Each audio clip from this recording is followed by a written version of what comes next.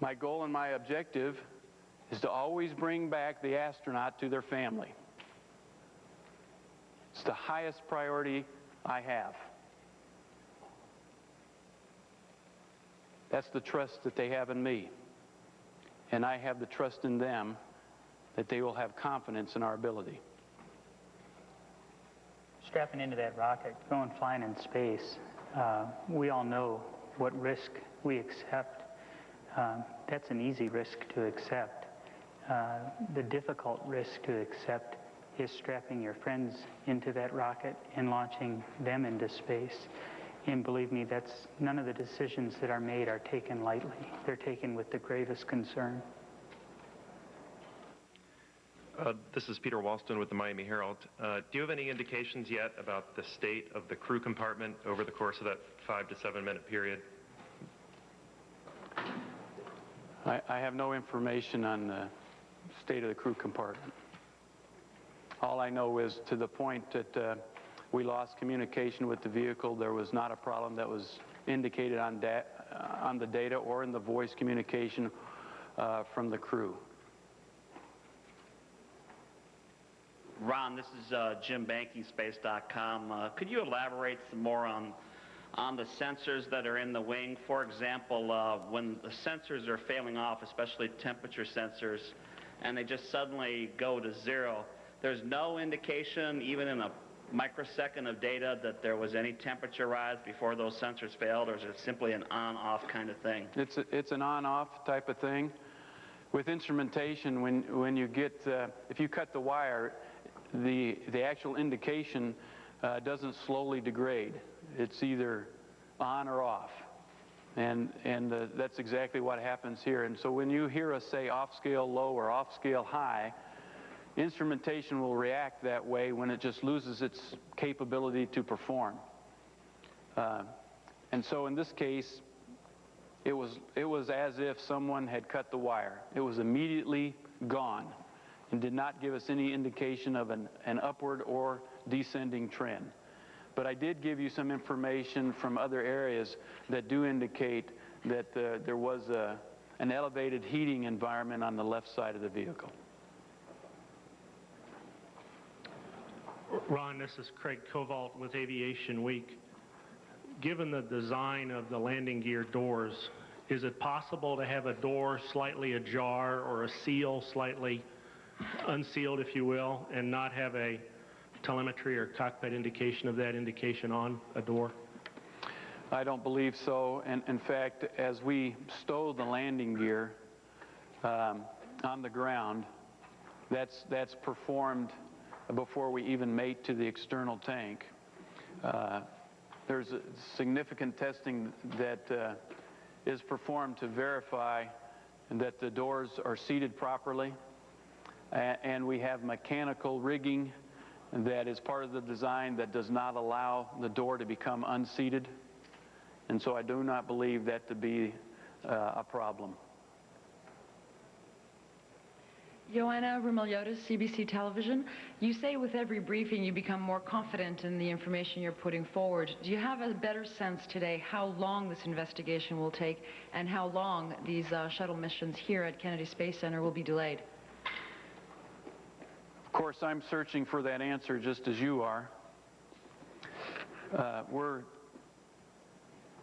less than 36 hours into this investigation. And so we really cannot be expected to then offer a schedule of when we'll be complete.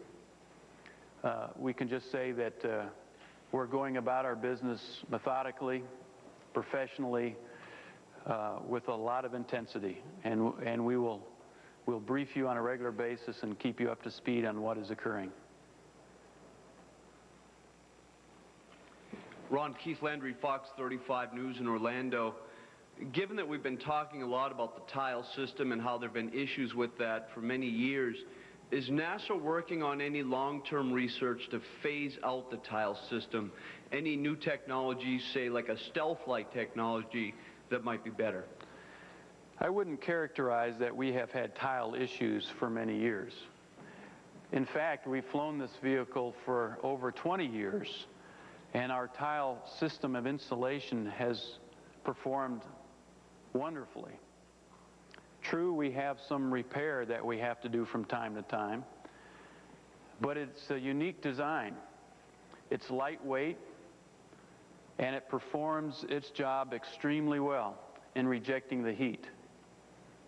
What we have invested over the years is time and energy and money in trying to develop a stronger tile, where a tile has a stronger surface so that when it is hit by debris, it doesn't penetrate the black surface of the tile. We have been successful at doing that in some applications. And you can look at the back of the orbiter today and see some of the improvements in tile over the time frame that we're talking about. An older tile would be damaged during the launch phase. And every flight as it comes back, we would have to repair or replace the tile. The newer tiles on the back end of the vehicle look shiny new, don't require any tender loving care. And so we have made advances in tile. But the application of tile is different. You can't use the same type of tile in every location. It has to be designed for the underside of the vehicle because of its environment. The backside of the vehicle has a different tile design, a different density, a different weight. And so we have difficulty formulating a new tile with the right level of increased toughness or hardness and having it applied to the bottom of the vehicle. We are continuing to investigate whether we can develop a stronger, tougher tile. We're spending money this year to do so. We've been spending money for many years to try to develop this technology. We haven't been successful yet to make an improvement over the existing tile, but we're making progress.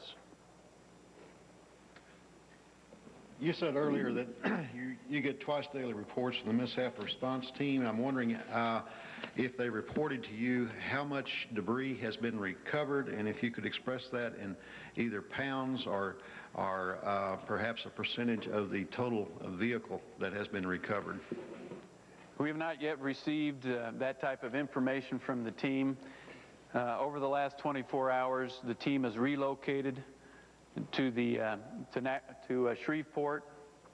The major part of their focus was to get organized, to send teams out, to identify the debris, catalog it, make sure it had the right environmental protection, and start to move the debris to a staging area. Over the coming days and week, we will get more information as to how much debris we have found, how large the pieces are, and we will begin to do that painstakingly laborious task of trying to catalog and piece these things together. And we have the good fortune of having experts from NTSB at our disposal who are used to doing these types of things in their line of work as they investigate airplane crashes, and they are helping us immensely in the same type of task. But up to this time, I don't have any information relative to size and numbers of debris. Ron, this is Todd Drakowski with WKMG Local 6 in Orlando. You talked earlier about how your team got together and tried to decipher what danger, if anything, from the debris that hit and the damage to the tiles. Can you elaborate a little bit more about what role the crew played on board the shuttle? Was it possible they could have possibly done spacewalks? And looking forward, maybe will there be some provisions made that the crew will actually be able to do on-board inspections of the possible damage in future missions to try to avoid any second guessing or questions about how bad the damage actually is? See, I mentioned this to most folks yesterday, but we have no capability to inspect the bottom of the vehicle. We have no capability to repair tile damage on the bottom of the vehicle. Even on this particular mission, we did not even have the remote manipulator system, or RMS, to look over the side underneath the bottom of the vehicle. And even if we did, its angle, that its capability to look at the tile and discern damage is very, very limited. So our ability to look at the bottom of the vehicle is extremely limited, and we have no capability to repair. That's all I can say about that. Dan Billow with West TV. Ron, can you say how many seconds into the ascent was that minor debris impact? And is the progress that you are making today in this investigation in any way leading you away from that impact as a possible cause for what happened? That impact occurred approximately 80 seconds after liftoff. And it's not clear to me yet that we have evidence that points to the fact that the debris was the root cause. I can't say that today.